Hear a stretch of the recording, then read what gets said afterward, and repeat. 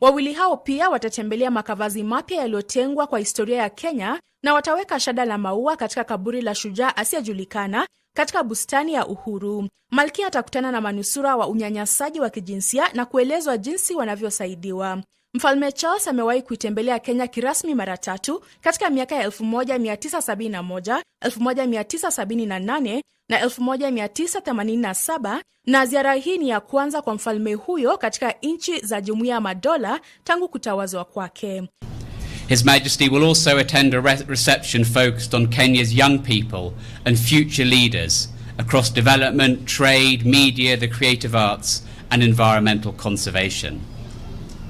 Their Majesties will visit a Commonwealth War Graves Commission cemetery, joining British and Kenyan military personnel in an act of remembrance, before hearing about the Commission's work to ensure that all those who supported Britain's efforts in both world wars are properly commemorated.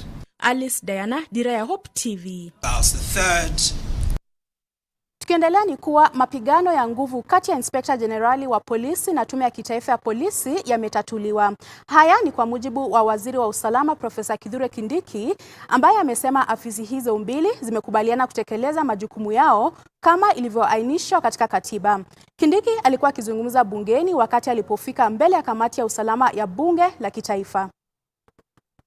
The IG is independent, but the cabinet secretary may lawfully give directives to the Inspector General on policy matters.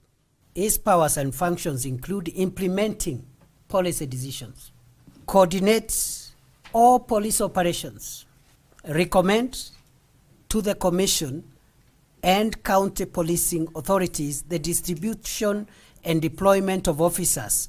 Now, what I was talking about, the input of the IG in recruitment, promotions, transfers, has been captured in this section 10 because it says recommend to the Commission.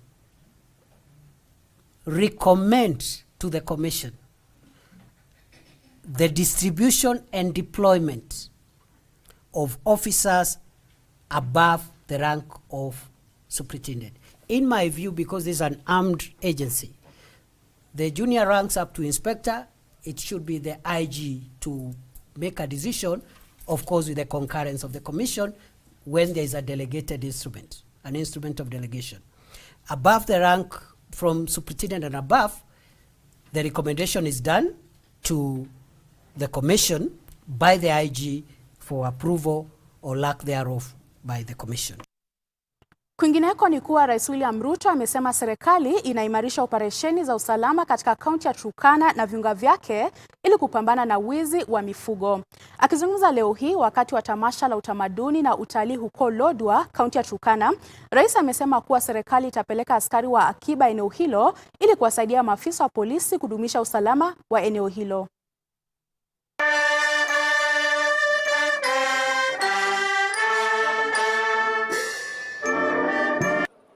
Sub-county ya pale Suguta, sub-county ya Aro na sub-county ya Lokiriama. Hizo sub-counties 3 wameniuliza wanataka zianzishwe, na tayari mimi nataka niwaambie watu wa hapa county ya Turkana ya kwamba ndani ya siku 90, 90 days, all those 3 sub-counties will be operational. Ili kutusaidia kusahihisha mambo ya usalama. Waziri Kindiki atakuwa hapa next week kupanga hiyo maneno. Na vile vile jambo la pili, tumekubaliana ya kwamba wale askari tumelete hapa North Rift wa kushughulika mambo ya usalama. Wakora tumewatoa kule Baringo, tumewatoa kule Elgeyo Marakwet. Tunasikia wakora hawa wamehamia hapa Turkana. Hawa wakora ambao tumewafukuza kutoka sehemu nyingine, tunasikia wamehamia hapa Kapedo. ati iko shida na Dome, ati iko shida Katilia, ati iko shida na Boyetum. Hao wakora wote mimi nataka muambie rais amesema mambo yao ni matatu. Asante sana. Tana na hayo ni kuwa waziri wa uchukuzi Kipchumba Murkomen amepongeza kasi ya ukarabati unaoendelea wa upanuzi wa uwanja wa ndege wa Kerenga huko Kericho, akisema utakamilika kwa wakati kabla ya maadhimisho ya siku ya Mashujaa. Akizungumza wakati alipotathmini kazi inayoendelea katika uwanja huo wa ndege ambao utahudumia wageni wanaowasili kwa ajili ya sherehe za Mashujaa zitakazofanyika katika uwanja wa Kericho Green tarehe 20 Oktoba mwaka huu, Murkomen alisema serikali inatarajia kuboresha uwanja huo kuwa uwanja mkubwa katika kipindi cha miaka miwili ijayo.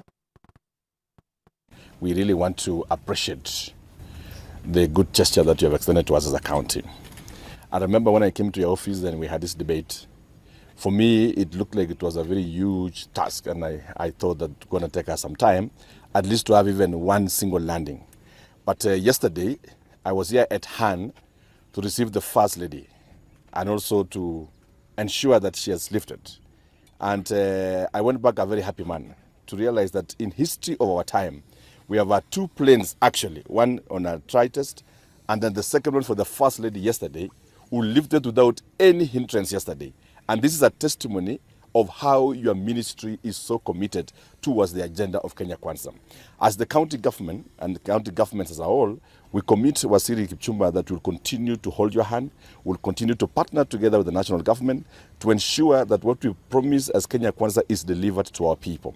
So as we even look forward to 20th, and like you said also, there has been a robust debate on social media. And we want to thank every citizen of Kericho County, because such debate is what holds leaders accountable.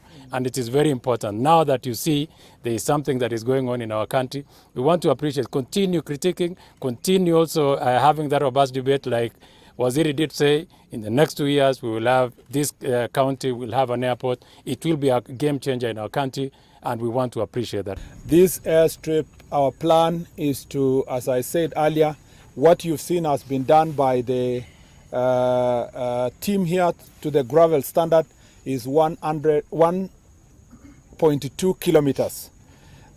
This airport airstrip at the moment can actually comfortably carry planes with between 30 to 37 people landing and taking off.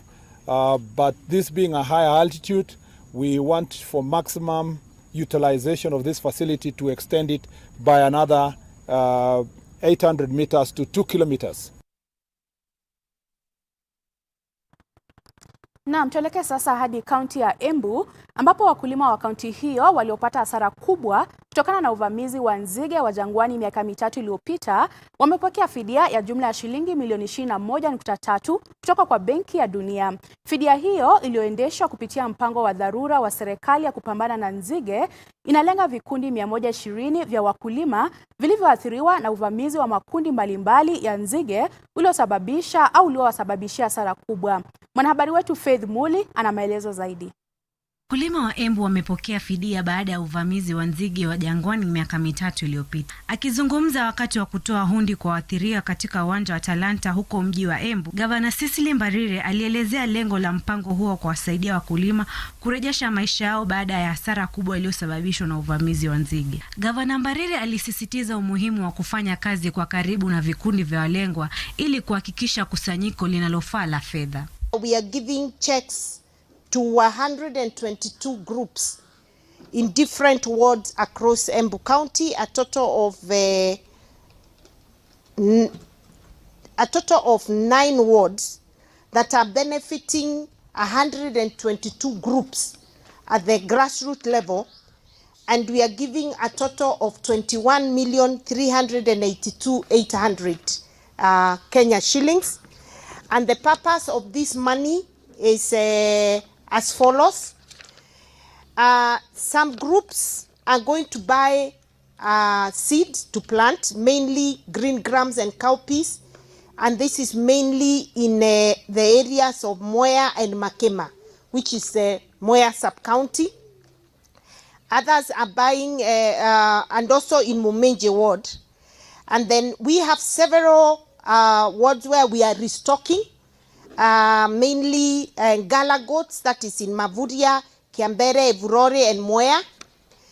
And then we are doing apiary, that is we are providing beehives and other honey harvesting kits, and that is across almost all the wards that I have mentioned.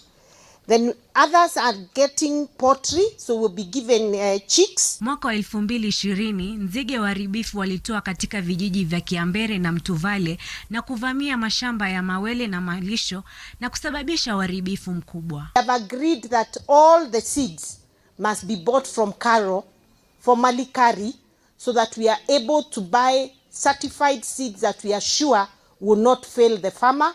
Mwakilishi wa wadi ya Makima Philip Nzangi aliongeza kwamba yeye mwenyewe atashuhudia na kufuatilia kile wakulima watachagua ili kuweka tofauti. Pia aliahidi kufanya ufuatiliaji wa kikundi cha wakulima. Vile vikundi vina benefit na hii support, Your Excellency, I will personally observe and monitor what they are doing.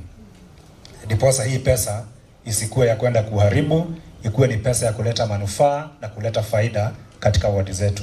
So I want to pledge and promise you, ile inaenda Makima, I will personally take responsibility kufuata kila kikundi na kila group what they are doing. Waliofidiwa wameeleza furaha yao na kusema fedha hizo zitasaidia kurudisha upya shughuli zao za kilimo. Tumepokea pesa ya kufuga mbuzi na tumepewa cheki ya 1.4 na hiyo cheki ni ya vikundi 6. Na tumeona ni vizuri sana sababu bereni tulikuwa tunalalamika juu ya nzige kutuharibia mashamba na kutuharibia our coffee.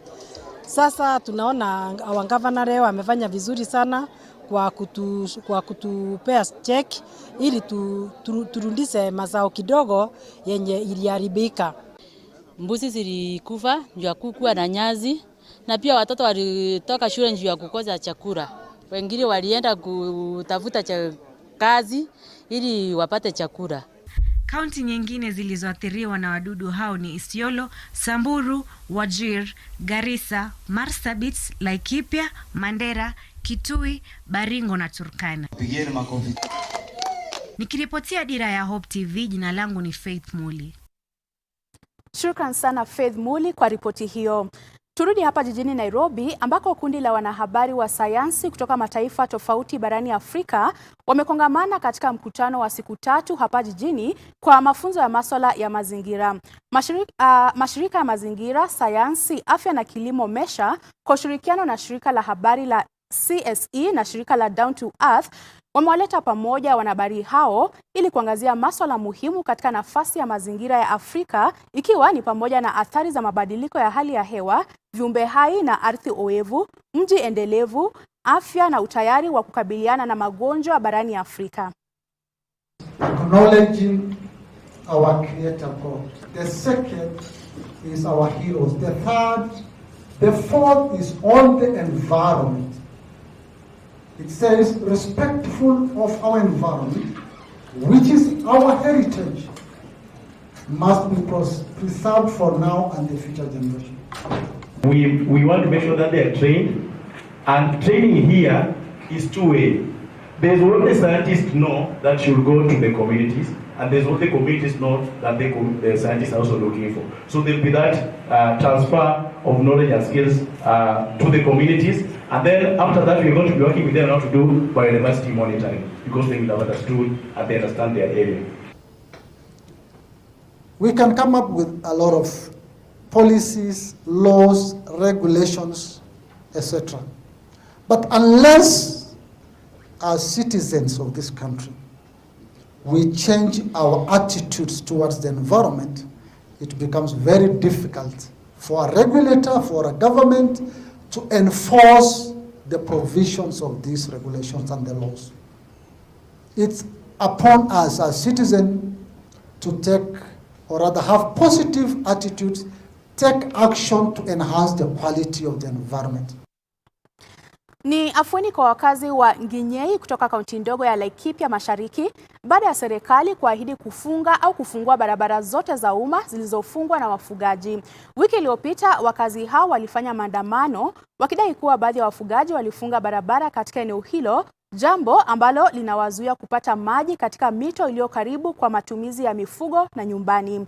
Naibu kamishna wa kaunti hiyo ya Laikipia Mashariki Patrick Muli akizungumza wakati wa baraza la umma lililowaleta pamoja wakazi, maafisa wa kaunti na wafugaji, alisema kuwa barabara zote za umma zinazoelekea kwenye mito hiyo zitafunguliwa ili kuwarahisishia wakazi wa eneo hilo kupata bidhaa hiyo muhimu.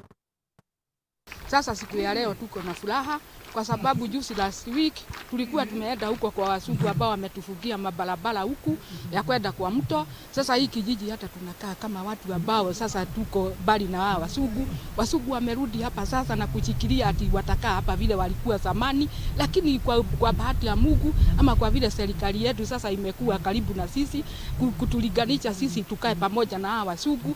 Sasa sisi siku ya leo tuna furaha sana kwa sababu wakati tulilia hii kilio, serikali imekuja hapa na imeamurisha hii mabarabara yote yafunguliwe ndio sisi tupate nafasi ya kwenda kwa mto. Lakini tumeweza kuafikiana kwamba hizo barabara zote zitafunguliwa. Kama ni public road yote itafunguliwa by next week. Tumekuwa na viongozi kutoka county government na wameahidi kwamba next week utaweza patikana surveyors watakuja na pia tuwe na grader ya kulima hiyo barabara ndio wananchi waweze kufikia kwa mto kwa urahisi. We have rights to our land like you have rights to your land. Ukipata fast fika mto, tafadhali respect the land on either side. Tafadhali, so that we can live in harmony. Okay? Because it's true at the moment hii barabara inaenda kwa cliff. Ni gumu sana kuchota maji. Sasa wakijenga, ukifika, tafadhali respect the land and riparian life. Naam, tukitoka kaunti ya Laikipia tuelekee sasa hadi kaunti ya Baringo ambapo kaunti hiyo imezindua mpango wa miaka 10 unaolenga kukabiliana na uhaba wa chakula katika kaunti hiyo. Akizungumza wakati alipoongoza uzinduzi rasmi wa mpango huo katika mji wa Kabarnet, Gavana Benjamin Cheboi amesema kuwa mpango huo utasaidia uongozi wa kaunti kuweka mipango kabambe itakayohakikisha kuwa familia zinategemea ugavi wa chakula cha msaada hazitaabiki. Cheboi amebainisha kuwa katika siku za nyuma, kaunti hiyo ambayo ina wakazi fikia 1700 ilikosa mikakati endelevu ya kuwasaidia na kuwawezesha wakazi kiuchumi. Kaunti 47, Mheshimiwa Raymond Kinyua anapokea nakala ile. The County Government Act of 2012 mandates the creation of a 10-year county spatial plan using geographical information systems for the entire county. This plan acts as a spatial guide for organizing local populations and activities in line with national and county development objectives. The Baringo County Spatial Plan is a GIS-based development framework aimed at helping the county government of Baringo efficiently manage resources and sustainable land use from 2020 to 2030. This county special plan is among the first in the nation. Mulisikia sisi ni namba 10 kulaunch. Sasa sisi tuko na population ya watu 1700 na kuzidi hapo. Kila mtu katika hao watu 1700 lazima atafute kitu ya kukula kila jioni. So lazima tupangie hawa watu. Chakula itapatikana wapi? Upande mwingine wa county inaweza kupanda mahindi kiasi gani? Upande mwingine inaweza kulisha mifugo kiasi gani kwa sababu kila siku kila mtu anataka kukula mboga, kukula nyama, kukula ugali. Hiyo itatoka wapi? So that is the essence of the spatial plan. We look at the space we have. Tunaweza kukuza mifugo wapi? Tunaweza kukuza mahindi wapi? Tunaweza kukuza kahawa wapi? Ili tukipata hiyo yote, zingine tunaweza kuuza tupate pesa ya kulipia karo ama vitu vingine. Oboso, vile rais wetu wa. Na katika safu ya biashara ni kuwa mkuu wa utumishi wa umma Felix Koskei amewataka vijana wavumbuzi kubuni suluhu za kiteknolojia ili kusaidia katika kupambana na maovu kwenye jamii kama vile rushwa, ulevi na matumizi ya dawa za kulevya. Akizungumza katika toleo la pili la mkutano wa uhandisi wa kampuni ya mawasiliano ya Safaricom, Koskei ameishukuru kampuni hiyo kwa kushirikiana na serikali kutoa huduma kadhaa muhimu kama vile usambazaji wa mbolea ruzuku mapema mwaka huu na kuitaka kampuni hiyo kubuni suluhu mpya za kiteknolojia zitakazopunguza hasara inayokadiriwa baada ya mavuno. Koskei amesisitiza kuwa serikali kwa ushirikiano na sekta binafsi itaendelea kuwekeza katika elimu na ujuzi wa umahiri unaoendana na uchumi wa kidijitali. Safaricom's unwavering commitment to technology advancement has propelled this country to the global stage in remarkable ways. The pride that came with the development of M-Pesa has never waned and continues along with other innovations that have followed to cement Kenya's position as a Silicon Savannah. Ladies and gentlemen, riding on this wave of confidence, Kenya has continued to make remarkable technological strides with a tenacious capacity to leapfrog past traditional development stages, embrace cutting-edge technologies and practices to solve everyday societal challenges and problems more inclusively and equitably. Along with other development-centric initiatives, it embeds an engineering mindset as we seek to build a digital Kenya through connectivity, through accessibility, and also through affordability. We know that and we can't leave anyone behind. That's why people accessing smartphone is very important. Only a third of our population have 4G-enabled devices. And that's one of the areas that will accelerate over the next 3 years, to ensure that people can access smartphones, especially 4G-enabled devices. Because if you have a 4G-enabled device, then you can do a lot more on the internet compared to if you have a 2G device. Na mtazamaji, kufikia hapo Dira ya Hope TV itakuwa ikichukua mapumziko mafupi, lakini tukirejea mwenzangu Dickens Luvanda atakuwa akikuletea makala ya Mizani. Kutoka kwangu na kutakia usiku mwema. Shukrani sana kwa muda wako, na mwenzangu katika lugha ya kutafsiri amekuwa ni Boniface Mureithi.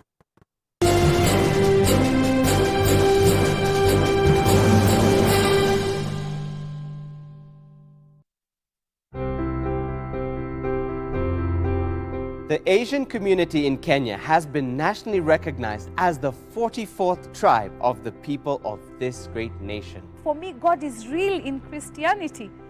I talk to Him, He talks to me.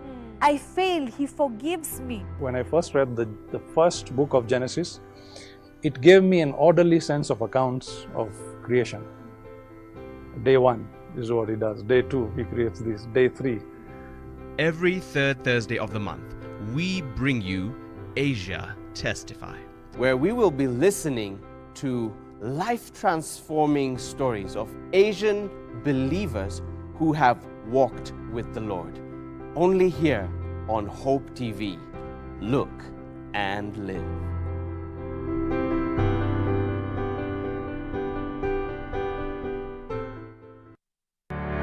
Yesu ndiye njia. Mtoto gani katika hii ulimwengu ameitwa Mungu mkuu? Nasema akasema audhu billahi.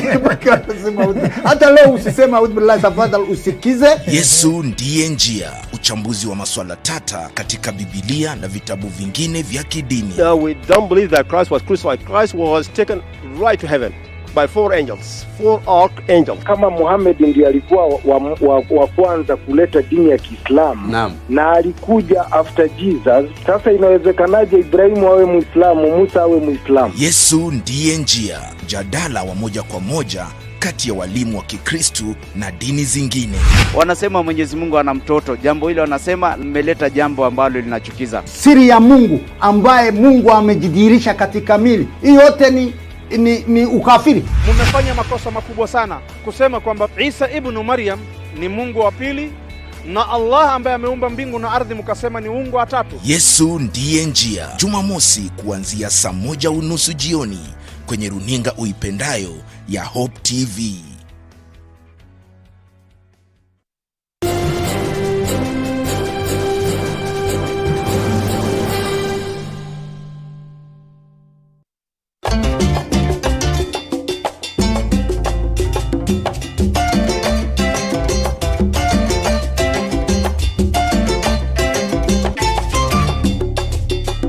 Naam, karibu sana mpenzi mtazamaji wa Mizani kwenye Dira TV. Hii leo basi katika makala ya leo nikiwa na wageni wa aina yake. Hapo awali mpenzi mtazamaji, niliwahi kuletea makala kuhusu mfanyakazi wa nyumbani na bosi wake. Tukaelezea mambo mengi tu, ikiwa basi ni kwa nini mzozo wa mara kwa mara kati ya hawa wawili na ni njia zipi ambazo basi zinaweza kufanyika ili kuhakikisha kwamba wawili hawa wanaelewana na kazi iendelea sawa pale nyumbani. Leo sasa nakuletea wafanyakazi hao hasa moja kwa moja ili kuweza basi waweze kutuletea taswira kamili pale nyumbani. Kipindi kile tulikuwa na afisa mmoja kwa jina Elizabeth ambaye basi Elizabeth Gitau kutoka Dipak ama chama cha Dipak ambacho kinashughulikia masuala ya wafanyakazi wa nyumbani. Tukaweza kuzungumza mengi tu. Leo basi na wafanyakazi hawa kama jinsi nilivyokuambia, tuko nao moja kwa moja waweze kutuelezea tu hali pale nyumbani, kila wanapofanya kazi pale nyumbani, ushirikiano wao na mabosi wao. Kwa upande wa kwanza nina naye mwenzangu ambaye basi ataweza kujitambulisha. Upande mwingine pia ninaye mwingine ataweza kujitambulisha, na pia awamu ya pili ya makala haya nitakuletea wengine wawili. Yote ni kuweza kufahamu tu na kufahamisha ni vipi mambo huwa pale nyumbani, kazi hufanyika vipi, na uhusiano wa mfanyakazi wa nyumbani na bosi wake huwa ni upi. Naomba kwanza nawe tunaomba ujitambulishe mwanzo. Asante sana, naitwa Rachel Mteizi. Naam. Na mimi ni mpishi, mfanyakazi wa boma la mtu pale Runda.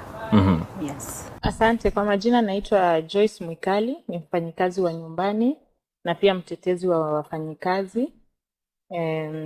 Na pia mimi ni mentor. Karibuni sana katika studio zetu Joyce na Rachel. Karibuni sana. Naomba kwanza na Joyce. Umefanya kazi hii ya nyumbani kwa muda gani hasa? Naweza sema karibu miaka 10 na kitu. Nilipata mimba nikiwa mdogo sana, na kazi yangu ya kwanza kufanya ilikuwa kazi ya nyumbani. Nilikuwa 15 years. Naye Rachel amefanya kazi kwa muda gani?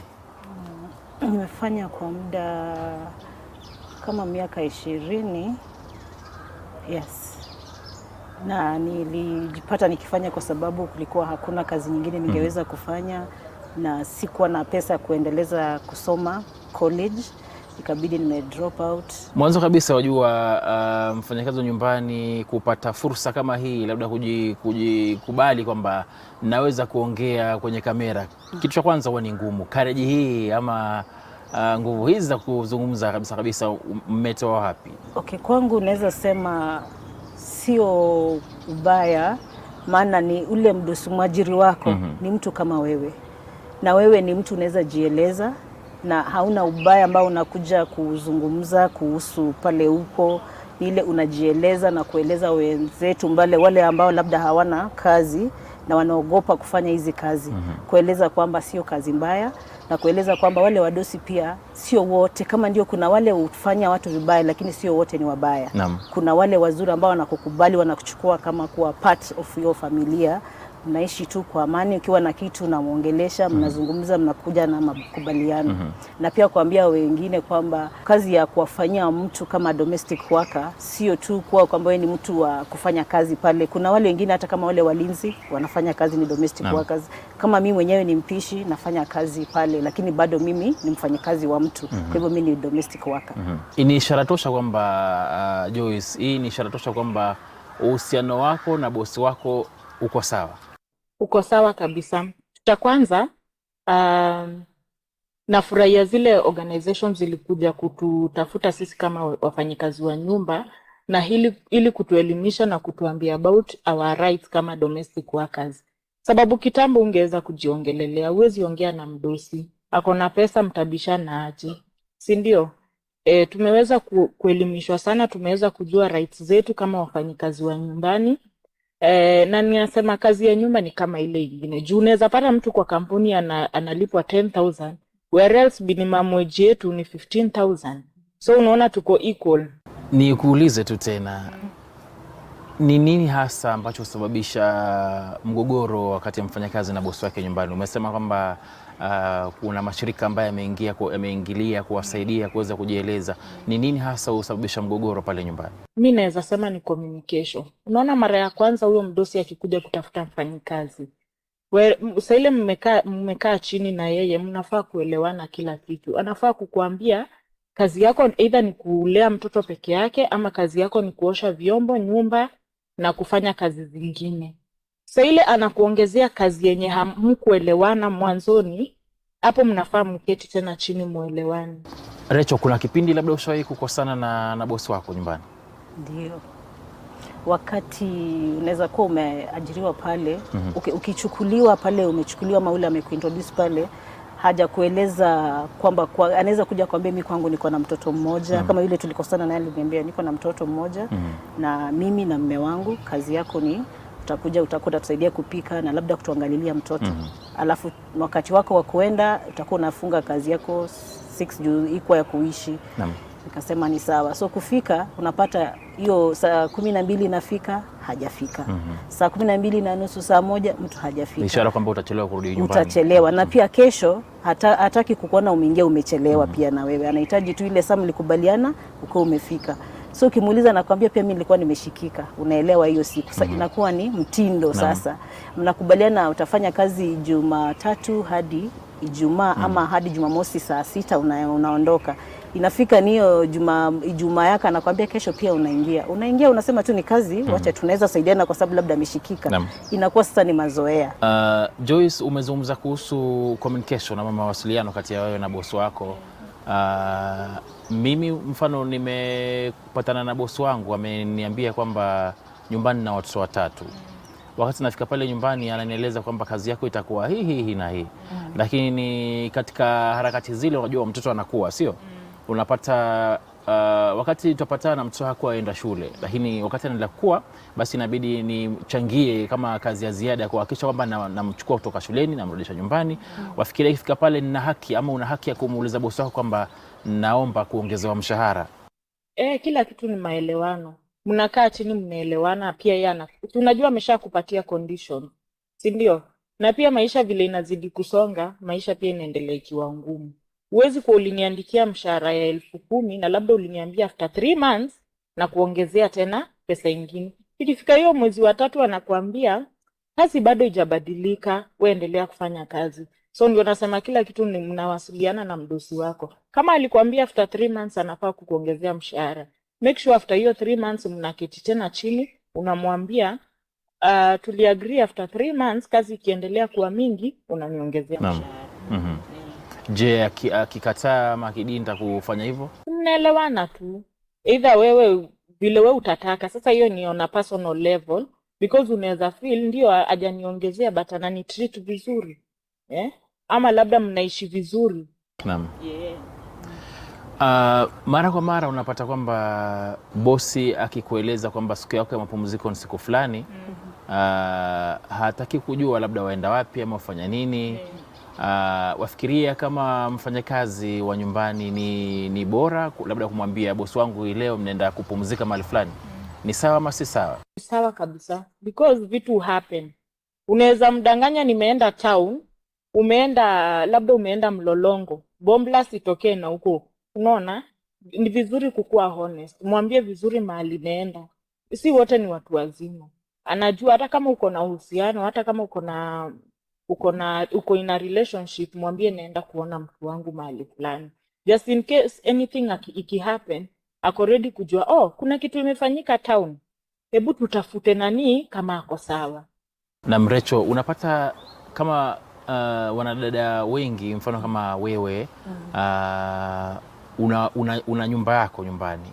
Una familia yako, una watoto, una mume, una baba, una dada nyumbani ambao unaweza pia kuangalia. Inakuwaje kubalance familia hii na hii? Maana unajua hizi ni familia mbili ambazo wapaswa kuziangalia zote. Ni rahisi vipi ama ni ngumu vipi? Kwangu mimi nina wazazi, nina wadogo wangu, mimi ndio mkubwa kwetu. Lakini sijaona ugumu. Kuna zile sacrifice lazima tu utajipata huko. Wakati ule mwingine nilikuwa nawasomesha shule, nilikuwa nahakikisha kama sina pesa nilikuwa najipanga, unajua hii term kuna school fees kiasi fulani, lazima babangu kama ana uwezo huu, pia wao walikuwa wananijulisha mapema na niambia tuko na hii school fees, ama tunataka kulima shamba wakati fulani, tunahitaji mbegu, unajipanga nayo. Unajua tuko pia na vyama, tuko mpaka na hii sako tuko nayo siku hizi, but kitambo tumekuwa tuna vyama, tunashirikiana vile tuko hivi, tunajuana, tunaaminiana, tunasema mimi ndio number 1, na kama umepatikana na shida unaambia ule mwenye alikuwa achukue hiyo pesa nisaidie ili niweze kusuluhisha ile niko nayo. Na pia ningeomba mdosi nimwambie mimi nina majukumu na yamenilemea kidogo, na wananipea mshahara advance ama ananipatia loan akiwa ananikata na support familia yangu. Sijaona ugumu. Naam, asante sana mpenzi mtazamaji. Awamu ya kwanza ya Mizani imekatika. Awamu ya pili baada ya muda huu mfupi ama baada ya break hii, basi nitakuwa nakuletea wengine wawili. Mpenzi mtazamaji, usiende mbali. Karibu tena mpenzi mtazamaji katika awamu ya pili ya makala ya Mizani. Hapo awali nimekuwa naye Joyce na Rachel ambao basi wanafanya kazi wa nyumbani katika awamu ya kwanza. Awamu ya pili hii nina Dina Nyawade na Emily Shinyanzwa, wote basi wakiwa na walezi katika kaunti 047 kaunti ya Nairobi. Tuweze kuzungumzia tu kama jinsi nilivyokuambia masuala ya mfanyakazi wa nyumbani na bosi wake. Karibu sana katika studio zetu Emily na Dina. Shukrani. Nianze na Dina. Safari ya ulezi wa watoto pale nyumbani imekuwaje? Si kwanza kama mlezi. Nilianza kama mfanyakazi wa nyumbani. Mimi nimemaliza shule, nimeolewa, maisha ya ndoa yakakuwa mabaya. Na nilipomaliza shule nilimaliza kidato cha 4. Sasa sikuenda zaidi ya hapo. Sasa kazi yenyewe naweza fanya ni gani? Mimi nikakuja Nairobi nikatafuta kazi ya nyumbani. Na ikakuwa kazi ya usafi pale nyumbani. Nikafanya katika manyumba kadhaa. Lakini nikafika kwa mwajiri wa mmoja hapa Riverside. Na kila mara alikuwa akitoka ananiwachia mtoto. Tafadhali niangalie mtoto. Tafadhali niangalie mtoto. Na hivyo ndo nilianza kuwa mlezi. Nikaanza kufanya kazi ya kulea. Lakini sikumfanyia yeye, alikuwa akitoka ananiachia mtoto namlea na muangalia. Nikaendelea nikachana na yeye, na baadaye nikaenda nikapata kazi tena kwa nyumba nyingine. Na sasa nikapatiwa kazi ya ulezi. Kwa hivyo sio kitu nimesomea ama nilitaka. Nikajipata sasa mimi nimekuwa mlezi, na sasa nimekuwa mlezi karibu miaka 10 na kitu. Wakati unatoka katika boma hilo ama ile nyumba ya kwanza, ulitoka kwa maelewano au kwa makosano? Tulikuwa tumekosana. Kwa sababu alikuwa ni mama, alikuwa na mambo mengi, kelele mengi, na ilifika wakati nikachoka tu. Emil, safari hii ya ulezi wa watoto pale nyumbani umeifanya kwa muda gani sasa? Kwa sasa na miaka 19. Kama tu vile mwenzangu ametangulia kusema, pia mimi si eti ni ndoto ambayo nilikuwa nayo kuhusu ulezi. Ni mahali mtu unajipata wakati maisha yanakuwa magumu au unakosa kuendeleza kimasomo. Sikumaliza shule, niliachia kidato cha 2 kwa sababu ya kukosa karo. Kukawa na dada ya mamangu akaja kaniambia kuna mama fulani mahali anahitaji mfanyakazi wa nyumbani. Na kwa sababu sikuwa na chochote ambacho nilikuwa nafanya kwa wakati ule, ikabidi nikaianza hiyo kazi. Nikaianza, sikumaliza muda mrefu kwa sababu ya zile changamoto zilikuwa pale, lakini pia nikapata mahali pa pili. So nilipopata mahali pa pili nikapata nina ule mwito sasa wa kufanya kazi za nyumbani. Haikuwa ni kazi ya ulezi, ilikuwa ni kazi ya ujumla ya nyumbani. So miaka 3-4 kabla ya wakati huu, wakati wa corona, hapo ndo nilipata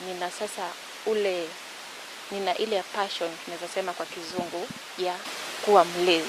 Dina, tofauti ya kuwa mfanyakazi wa nyumbani wa kazi tofauti, labda upishi, dobi, kuwatayarisha watoto kwenda shule na ulezi hasa, tofauti hiyo nini? Kazi ya nyumbani ni kama usafi wa nyumbani, kufanya kila kitu like udobi. Iko tofauti. Lakini sasa ulezi ni kuangalia mtoto alivyo, hali yake, anakula nini, anavaa nini, hali yake ya usafi. Hiyo yote iko chini ya ulezi. Kama mimi naweza sema nafanya yote. Naam. Kwa sasa mimi nafanya yote kwa sababu sasa watoto wamekuwa wakubwa, wanaenda shule, inafaa niwaangalie wanaenda shule, wanaenda na chakula, inafaa nitayarishe hiyo chakula. Wakirudi inafaa niwaangalie wanafanya kazi gani, kuna kazi ya ziada waliopewa shuleni, na kuangalia mifuko yao ya vitabu ilivyo. Iwe tayari ili kesho tena wakienda niwe kazi yangu nimeweka tayari. Wakati uko pale nyumbani kama mlezi na muda wako labda umefanya kwa muda mrefu kama jinsi ulivyosema, labda miaka 19 tuseme, ama miaka 10 ama miaka 15 ama miaka 5 tu, ina maana kwamba labda ulimuona mtu akizaliwa amekuwa mpaka ameanza kwenda shule, labda yuko kidato cha kwanza ama cha pili ama darasa la 8 ama gredi ya 7, alafu umefika umewadia muda wako wa kuondoka.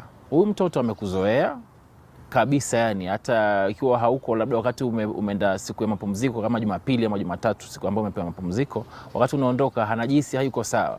Muda wako ukaa pale nyumbani, labda umekosa kuelewana na bosi wako au mmeelewana kwa mazuri, labda uendelea, labda uenda kuolewa ama uenda shughuli zako tofauti za kazi, kisha uondoka pale nyumbani.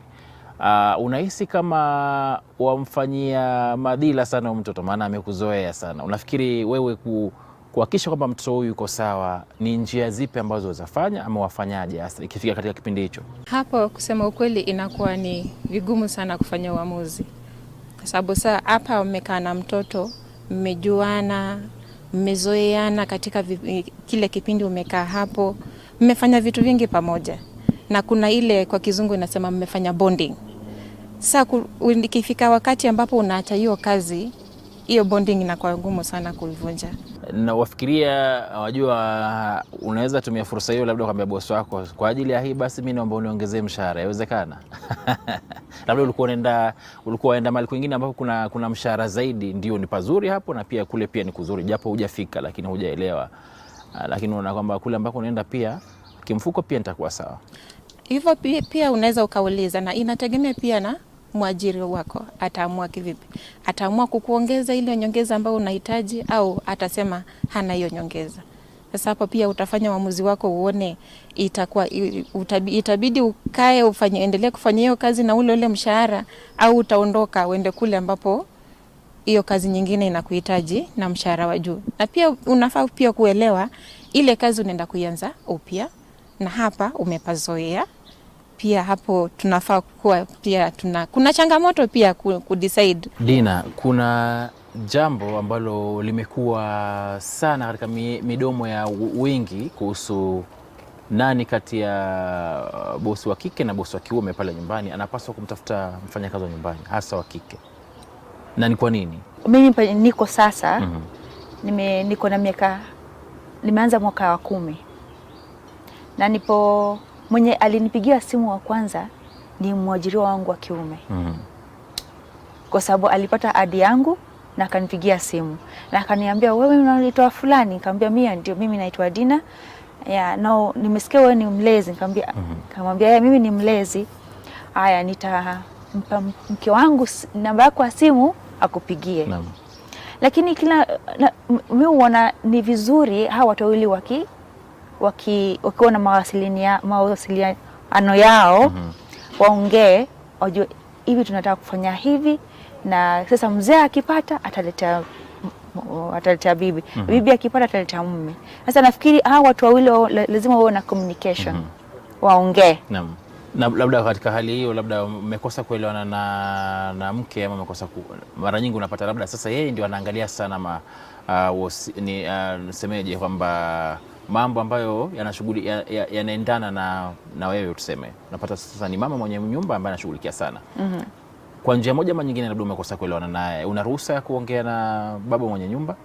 Una ruhusa kuongea na baba mwenye nyumba. Ingawaje mimi jafikia hapo, lakini una ruhusa. Kama umeongea na mama mkona hamuelewani, utatoka uende uambie mzee, boss, mimi naona iko hivi na hivi na sioni kama ni vizuri. Ingawaje kuna mahali utaenda mama atakasirika. Kwa nini umevuka mpaka umeenda kuongea na mzee wake? Ni nini? Ndio maana nakwambia ukienda kwa nyumba yenye kuna mawasiliano mazuri kati ya mume na mke, kazi inakuwa nzuri sana. Hata wewe unafeel uko huru. Unajua tu huyu asipotatua shida yangu, huyu mwingine atatatua shida yangu ile nilio nayo. Na mimi sijafikia hiyo wakati. Ndio mimi mara mingi ingawaje ni mzee alikuwa wa kwanza kunipigia simu.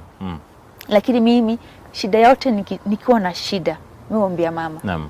Emily, hapo nyuma tumeshuhudia visa ambapo baadhi ya wafanyakazi wa nyumbani wanasemekana kwamba walitoweka na mtoto wa pale nyumbani.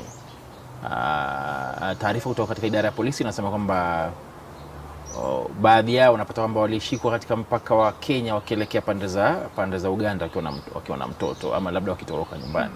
Wafikiri ni nini hasa ambacho kinaweza kusababisha mpaka mfanyakazi wa nyumbani aseme kwamba ama aondoke na mtoto pale nyumbani aende kule ambako anaenda bila idhini ya mzazi? Hiyo hatua si nzuri kabisa, kwa sababu niseme hivyo si nzuri ikiwa kuna jambo lolote, kwa sababu mambo kama haya ndio yafanyika katika nyumba, mjakazi akakimbia na mtoto wa mwajiri. Labda kumekuwa na mambo ambayo yamekuwa yakifanyika hapa nyumbani ambayo ameona si hayafanyiki kwake mazuri, na anafanya kuchukua huyu mtoto kukimbia naye ni njia moja ya kumfunza mwajiri adabu ama kumpatia wakati mgumu, ili pia yeye asikie vile huyu mwajiri amekuwa akisikia pale nyumbani anapopitia zile changamoto. Ingawaje si vizuri, hatuwezi tukasema tutakubaliana na jambo kama hilo, si vizuri. Na hiyo ndio nadhani ni sababu maalum ya wao kukimbia na mtoto. Amepitia changamoto pale nyumbani, changamoto nyingi. Unajua kama sisi wajakazi wa nyumbani kuna changamoto nyingi. Labda unaenda zaenda mahali ambapo upati lishe nzuri, ama unapata mwajiri mmoja au mwingine hakupeleki vizuri, hakuchukui vizuri, ama hakuchukui kama binadamu kabisa. Sasa unaona, badala ya kutoka hapa ukamwacha yeye akiwa katika amani, mbona usimtese kwa kuchukua mwanawe? Dina, wakati mwingine unapata kwamba wajakazi wa nyumbani wanasemekana kwamba wakati wamepata fursa ndogo ya kupumzika, wanaangalia wenzao kidogo, wanapiga umbea pale na udaku, wanaanza kuwasengenya mabosi wao. Yanatendeka, na ni kwa nini tuseme? Yatendeka sana. Saa zingine nataka kusoma kitabu yako pia. Nikwambie yangu pia nisome yako pia iko namna gani. Hiyo ni kitu inafanyika kwa sana kwa hasa watu wafanyakazi wa nyumbani. Wanapenda compare notes. Wewe unafanya aje? Haki mimi bosi wangu ako hivi na hivi, mimi nimechoka na yeye. Na unasema aje hata mimi wangu hata achana na wewe wako. Lakini labda wasema hivyo nimechoka naye, lakini mimi labda kindani si rafiki wa kweli. Nasema hivyo ni kuchochea uondoke ili mimi nitafute kazi kule. Mara mingi utasema hivyo, na hiyo maneno mamwambia utaenda kusikia kwingine, na sivyo ndivyo ulivyosema. Na wakati nafika kwa mwajiri wako ni tofauti kabisa. Kwa hivyo hii ni kitu, na most of the time ni inakuwa ni labda watu tuko stressed. Like unakutana mnaongea, like una relieve stress, unataka tu useme itoke. Lakini si vizuri. Kuna ile unaweza sema, na kuna sio vizuri sana kutoa siri ya nyumba unaofanya ndani. Sio vizuri. Kuna ile unaweza sema kwa sababu nataka usaidizi, na kuna ile unasema hii nayo ni ndani sana. Kwa sababu ni kama unatoa uchu wa huo nyumba nje. Kweli. Emily, swali la mwisho kisha tufunge. Nyinyi mmepata nafasi ya kujiunga na shirika ili kuwasaidia kuwekeza na labda pia kupigania haki zenu kama wafanyakazi wa nyumbani. Wale ambao hawajapata fursa kama hii, labda wosia wako ni upi? Mimi pia ni mmoja wao. Nilikuwa katika hiyo hali ambayo sikukuwa na mahali pa kujiunga, mahali pa kukutana au mahali pa kuwekeza kile kidogo ambacho niko nacho. Ningeweza kuambia kuna maisha ya usoni. Kama vile mkulima huenda shambani akapanda, hatarajii kupanda kwa sababu ya muhula huu wa kukula. Anatarajia kupanda awe na wakati, awe na chakula msimu huu, na pia akaekeza kwa msimu ambao ujao. Kwa hivyo wakati huu unapofanya kazi zako, hizi kazi za nyumbani, hizi ni kazi tu zozote mtu yote anaweza fanya. Hata mimi nikiwa na nyumba kwangu nitafanya tu kazi za kawaida kama hizi nafanya. Lakini kile unachopata pale kazini kiwe ni cha muhimu, kitakusaidia siku za usoni. Na kitakusaidia kivipi? Kuwekeza. Ukiwekeza mahali, siku itakapofika ambapo utapoteza hii kazi yako, hautasema sina chochote, ama fulani nisaidie, ama sina mtu wa kunisaidia. Utajua kuna mahali uliwekeza, na pale uliwekeza, kile ambacho uliwekeza pale kitarudi kuwa cha maana kwako wakati unahitaji. Dina, na usia wako kwa wale wajakazi pale nyumbani ambao pia wana familia kama jinsi ulivyosema una familia, ni upi? Maana wajua si rahisi pia kuangalia familia moja na tena nyingine kwa wakati mmoja. Ukipata hiyo nafasi ya kutengeneza hela na usipoiweka kwa venye mwenzangu amesema, usipoiweka kwa hiyo wakati wa usoni, lazima ukae chini ufikirie usoni hapo mbele nitakuwa na maisha gani. Kuwa na ile mawazo, unafikiria mbele, usione tu saibi, kwa sababu leo unaweza kuwa uko na kazi, kesha una kazi.